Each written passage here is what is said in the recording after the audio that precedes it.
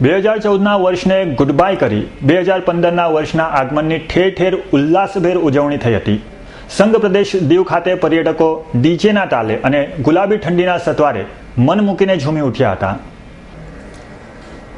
31 ડિસેમ્બરની દર વર્ષની જેમ આ વર્ષે પણ સંઘ પ્રદેશ દીવમાં ભવ્ય ઉજવણી કરવામાં આવી। 2014ના વર્ષના સમાપન અને નવા વર્ષના આગમનને લઈ પર્યટકોમાં અનેરો થનગનાટ જોવા મળ્યો હતો। પર્યટન સ્થળ દમણ દીવ ડીજે અને ઓર્કેસ્ટ્રાની વ્યવસ્થાઓ કરવામાં આવી હતી, તો બીજી તરફ પ્રવાસીઓ દરિયા કિનારે મન મૂકીને નાચ્યા હતા। तो बीजी तरफ आकाशમાં પણ बराबर 12 टकोरे भव्य आतशबाजी સાથે 2014 ने अलविदा करी थी। मेरा नाम सुनीता लांबा है। मैं अहमदाबाद से आई हूँ दीव में अपना न्यू ईयर मनाने के लिए। हम दीव में आए हैं, कोस्टामार करके बीच है, कोस्टामार resort beach. It's excellent, marvellous, awesome. हमने बहुत बहुत बहुत मजा किया। खाना was awesome, arrangement was awesome. बहुत बहुत बहुत ग्रेट है। ये all the best 2015, welcome. Diu island के बारे में क्या कहेंगे?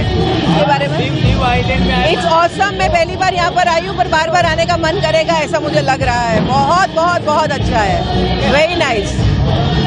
દીવમાં મોટા ભાગની હોટલો દ્વારા પણ આવનાર પ્રવાસીઓને 31નો અનેરો લુપ્ત ઉઠાવી શકે તે માટે હોટલમાં જ ડીજેના સૂરની સુંદર વ્યવસ્થા કરાઈ હતી। દીવની હોટલો, જાહેર સ્થળો, સરકારી કચેરીઓ રોશનીમાં ઝગમગાટથી ઝળહળી ઉઠ્યા હતા।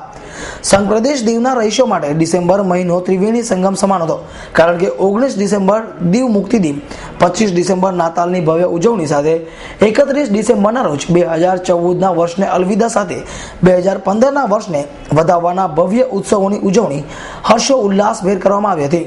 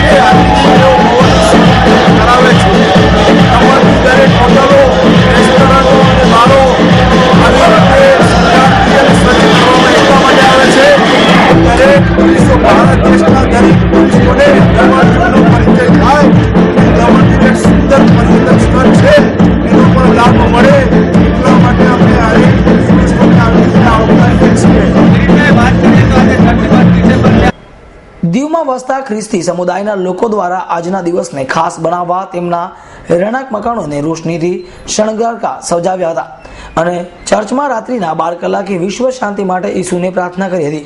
જો કે દીવ પ્રશાસન અને પોલીસ દ્વારા કાયદો વ્યવસ્થાના નામે આવનારા પર્યટકોને બાળમાં લીધા હોય તે પ્રકારની વર્તણૂકથી પર્યટકોમાં ભારે રોષ જોવા મળ્યો હતો। Dinesh Gamba, S9 news, Gir Somnath.